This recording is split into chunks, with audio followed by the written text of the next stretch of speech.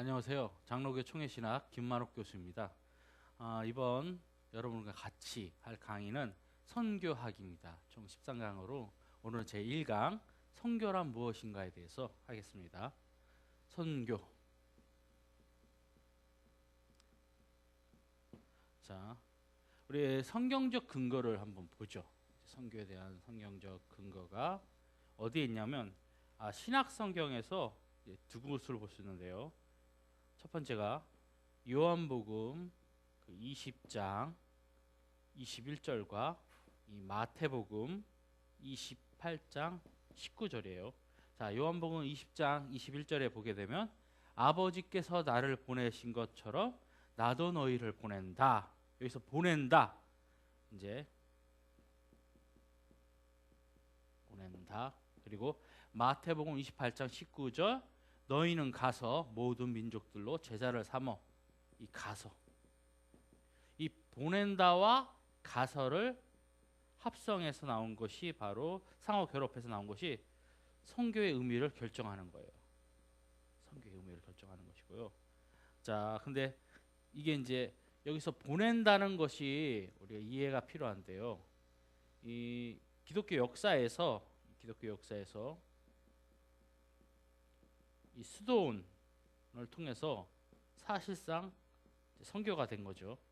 물론 이전에는 사도들을 통해서 이제 복음화가 되지만은 우리가 알고 있듯이 기독교 역사를 통해서 이제 박해를 받고 박해 후인 313년 밀라노의 협약을 통해서 신앙의 자유를 얻고 이제 380년 로마 제국의 이제 국교가 되잖아요.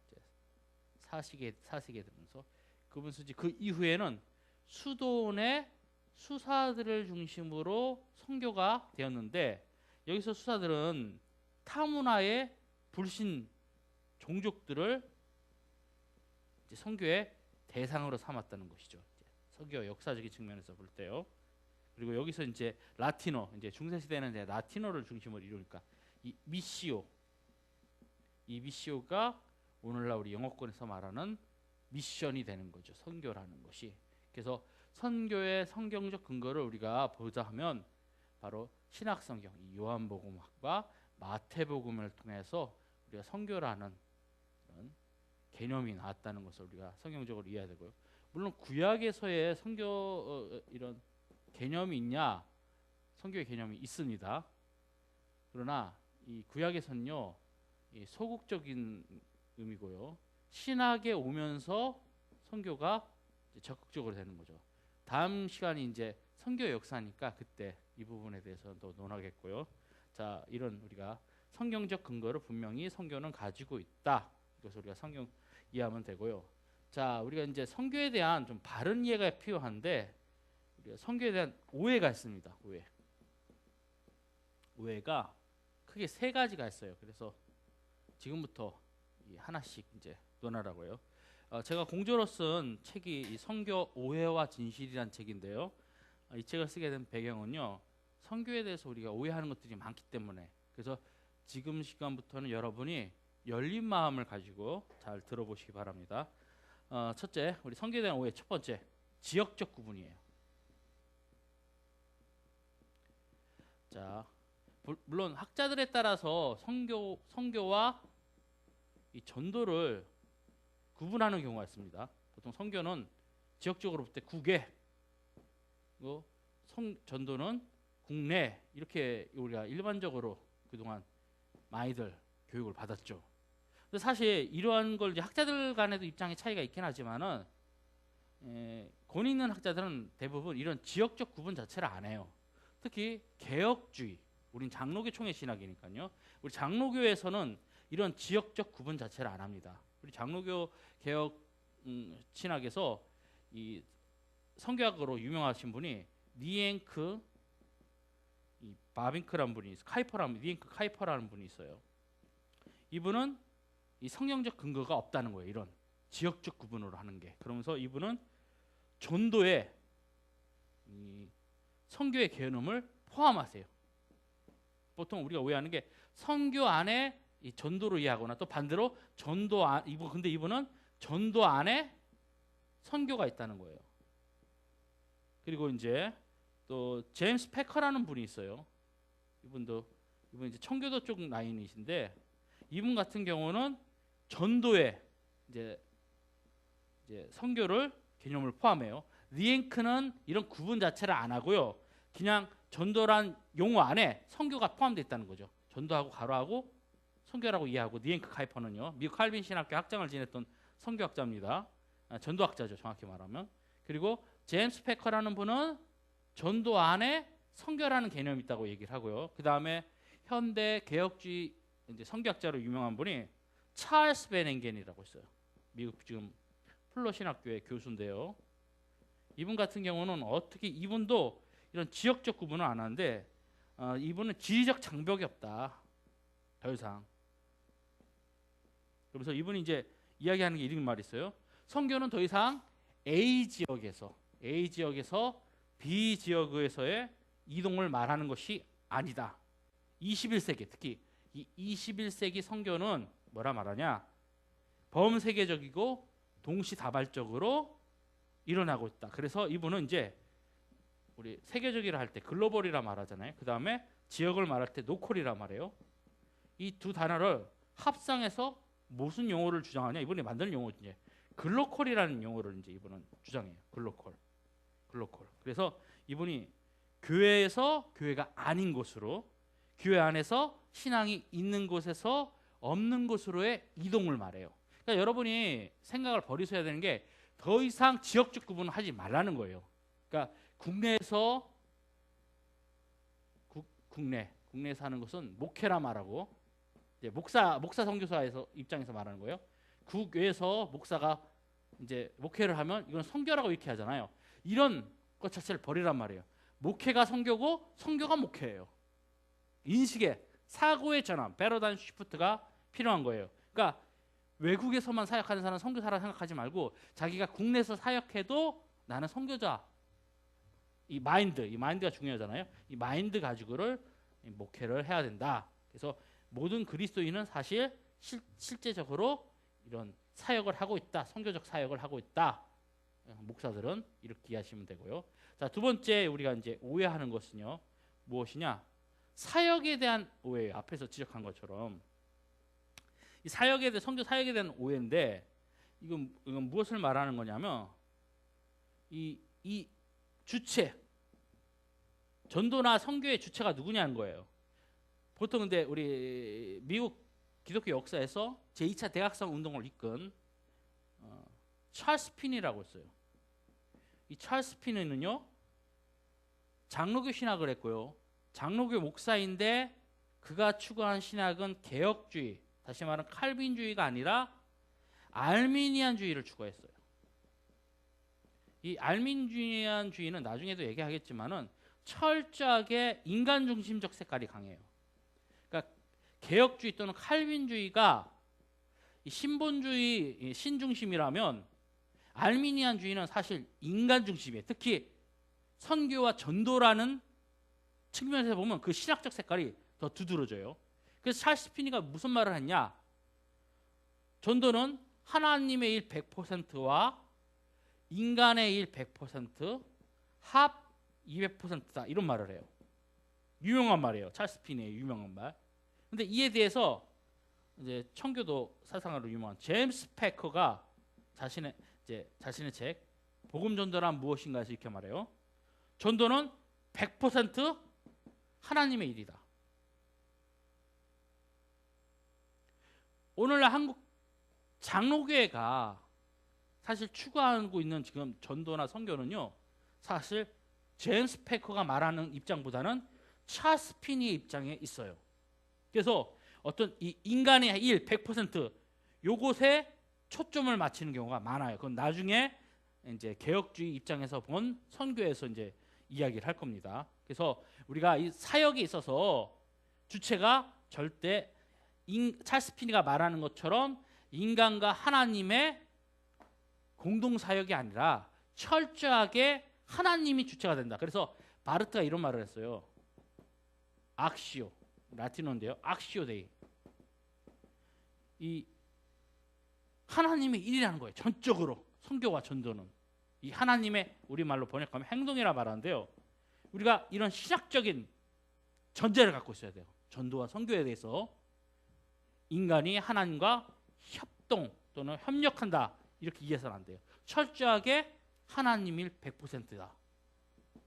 우리가 여기에다가 이제 무게를 두어야 된다는 거죠.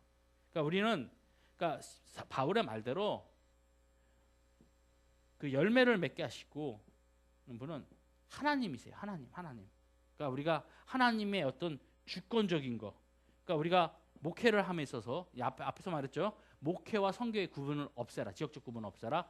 목회를 하다 보면 우리가 교회가 성장될 수도 있고 안 될 수도 있잖아요.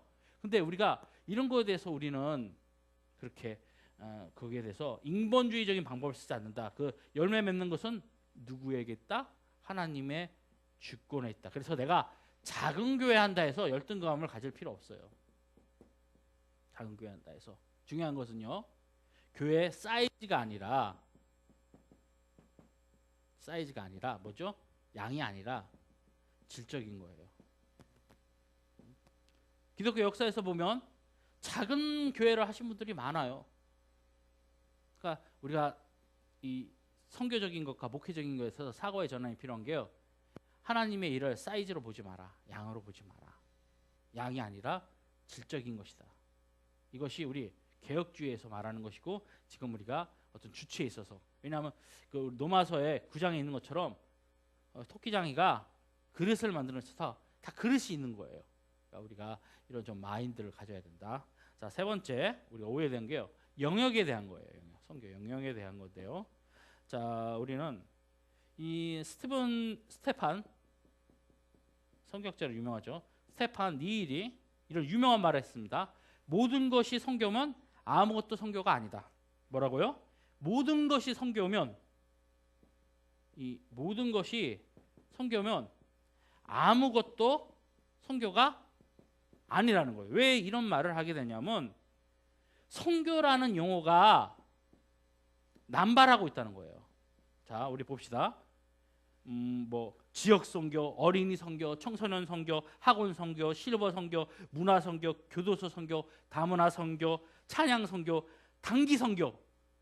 예배라는 용어가 남발하듯이 한국 교회에서 지금 이 선교라는 용어도 남발하고 있어요. 그러면서 뭐 이제 이런 어떤 찬양 선교 하시는 분들도 자신의 정체성을 말할 때 자기도 선교사다. 그러니까 이런 거에 대해서 스테반 니일이 경고의 말로 한 거예요. 모든 것이 선교면 아무것도 선교가 아니다. 그래서 한국 선교사 대회에서 이런 해프닝도 있었습니다. 그러니까 선교사라는 말이 막 남발하다 보니까 이제 이 목사 선교사가 나를 선교사라고 부르지 말고 목사라 부르라.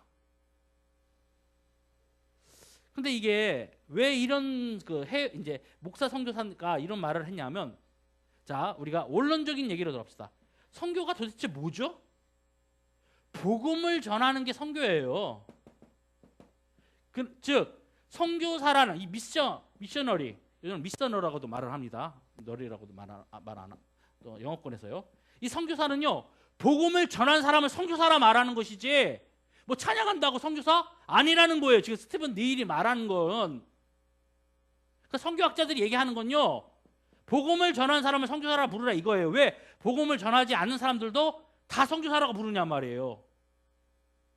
아니라는 거죠.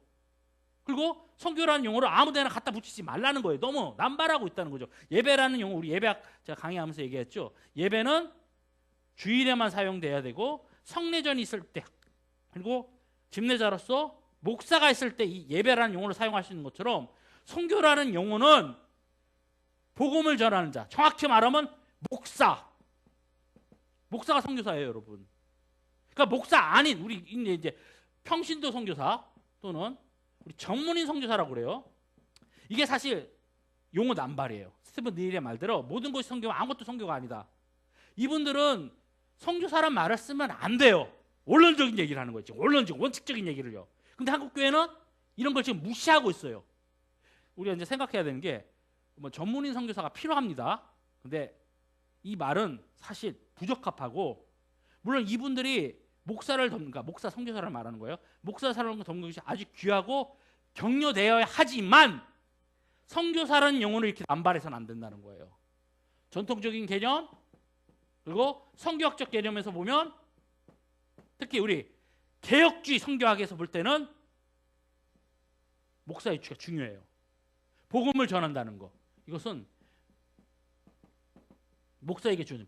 물론 우리 그리스도인이 모두 복음을 전해야 되죠. 근데 여기서 말하는 이 복음을 전한다는 거는 사회적으로 말하면 전문성을 말하는 거예요. 신학을 공부하고 안수를 받은. 제가 예배학을 강의할 때도 이 얘기를 했었잖아요. 이 설교에 있어서 안수를 받은 설교자가 하는 설교랑 이엠 바운지가 말한 것처럼 기도로 유명하신 분이죠. 비안수자가 설교하는 것과 자체 성령의 역사가 다르다. 마찬가지예요. 우리 이 사도성, 사도들이 보냄을 받은 자고 복음을 전하는데 우리는 이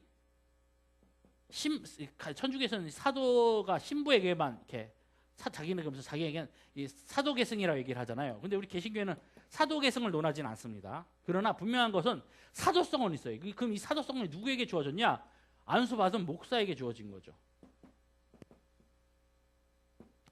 이게 중요한 거예요. 우리가 이제 여기서 이제 여러분 잘 이해하셔야 되는 게 루터가 주장한 만인 제사장이라는 건요. 제사장설을 주장하잖아요. 이것은 목사가 필요 없다, 즉 성직자가 필요 없다는 개념이 아니에요. 이것은 중세교회가 하나님의 앞에 나아가면서 신자가 반드시 신부를 통해서 성직자인 신부를 통해서 나아가야 되잖아요. 고해성사하잖아요. 이런 잘못된 것을 지적하는 거예요. 루터가 말하고자 하는 것은. 그래서 모든 그리스도인이 하나님께 나아갈 수 있다는 거예요. 그러면 루터는 목사를 부정한 게 아니죠. 목사가 안내자적인 역할을 하죠. 신앙을 돕는 헬퍼 역할을 한단 말이에요. 신자로 하여금. 근데 이것은 이제 만인 제사장을 잘못 이해해서 이제 등장하는 것들이 이제 급진적 이제 16세기 보면 급진적 세력들이죠. 그래서 아예 성직제도 자체를 부정하고 오늘날 이제 지방교회라든지 또는 오늘날 이 지방교회적인 영향을 받은 평신도교회라고 있어요. 그런 교회는 아예 목사가 없어요. 목사 성경적이지 않다 이런 거예요. 장로 집사는 있어요. 근데 설교도 장로 집사가 돌아가면서 하는 이런 평신도교회. 이것은 우리 개혁주의 입장에서 보면요, 철저하게 보면요, 잘못된 교회. 이건 사이비적인 거예요. 사이비적인 거예요. 이거는 잘못된 거예요. 그래서 우리가 이 스테판 니일이 말한 것처럼 이 용어가 남발돼서는 안 돼요. 복음을 전하는 목사가 선교사다. 그러면 나머지 이제는 돕는 자. 우리 생각해 봅시다. 교회 내 직분이 있잖아요. 집사가 있고 장로가 있고 우리 지금 장로는 이제 장로교회만 있는 건데 이런 분들이 이제 이 직분이 목사를 돕는 거예요. 자, 그래서 찰스 베넨긴이요 교회 직분에 대해서 아주 잘 말해줬어요. 천주교회는 이런 철저한 피라미드 구조죠. 그래서 맨 위에 가요. 이제 주교가 있고 그 다음에 사제가 있고 그 다음에 부제가 있어요. 그 다음 아래는 이제 신자가 있고요. 그러면 그래서 이제 교황을 중심으로 이루어지죠. 그들이요. 그러면 우리 개신교회는요 이런 상하 구조가 아니라 수평 구조인데요. 목사를 중심으로 해서 이렇게 퍼져나가는 거예요. 이제 장로교회니까 목사를 중심, 그 다음에 장로가 있고 그 다음에 집사가 있어요. 자, 우리는 이 구조예요. 그러니까 천주교회는 신분에 있어서 차별이 있지만은 우리는 신분에 있어서 차별이 없어요. 다만 기능에 있어서 차별이 있다. 쉽게 말해서 목사의 고유 기능이 뭐죠? 설교와 성례전, 세례와 성찬을 집례하고 축도는 목사의 고유 권한이에요. 이거는 장로도 할 수 없는 것이고 집사도 할 수 없는 거예요. 그러니까 우리가 이런 개혁주의가 주장하는 교회 직분 이해와 그리고 바른 성교학적 이해가 필요해요. 오늘날 선교라는 용어가 너무 남발해요. 이 주변에 보면 다 선교사래요. 아니다. 사실 이 전문인 선교사라는 용어도 저는 이 뒤에 선교사란 말을 바꾸자고 제안하고 싶어요. 선교사라는 표현보다는 전문인 도우미, 선교 도우미라든지 이런 식으로 뭔가 용어에 있어서 좀 구분이 되어야 된다. 그렇다고 이것이 어떤 신분에 대한 차별로 이어지면 안 되죠. 이거는 철저하게 기능, 이 역할에 대한 구분을 하자는 거예요. 오늘날 우리가 선교라는 용어가 너무 남발되기 때문에 선교는 선교사란 복음을 전하는 자. 이 복음이란 건 전문적으로 전문성을 말하는 거고요. 사회적으로 말하면 쉽게 말하면 선교지나 우리 지역교회에서 우리가 이제 지역 구분 없으니까 교회를 중심으로 나머지 것들이 이제 우리 신자들이 자신의 삶의 영역에서 복음화를 하잖아요. 근데 결국은 신자들이 이 이방인들, 불신자들을 교회로 이끄는 거잖아요. 마찬가지로 선교지에서도요. 교회가 세워지잖아요. 그럼 교회를 담당하고 있는 리더로서 목사가 있잖아요.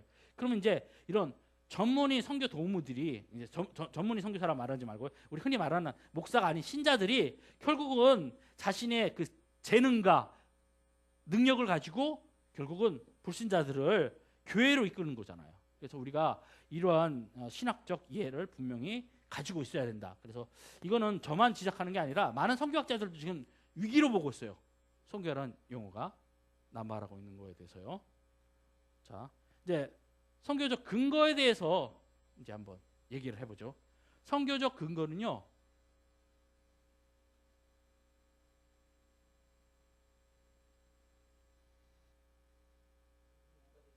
예, 선교적 근거에 대해서 이야기하겠습니다. 선교적 근거는요. 하나님 나라에 있어요.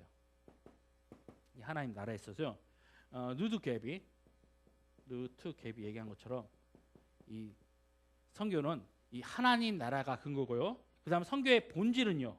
본질에 대한 얘기를 더 할게요. 삼위일체 교리에 있다. 뭐 그리스도론에 있는 것도 아니고요. 교회론에 있는 것도 아니고 삼위일체 교리에 있다. 데이비드 보슈가 얘기한 것처럼 이 본질은요. 그리고 우리가 이해되는 건 이제 선교에 대한 정의를 하고 이제 마치고자 하는데요. 선교의 정의는 이렇게 말했습니다. 선교란 그리스도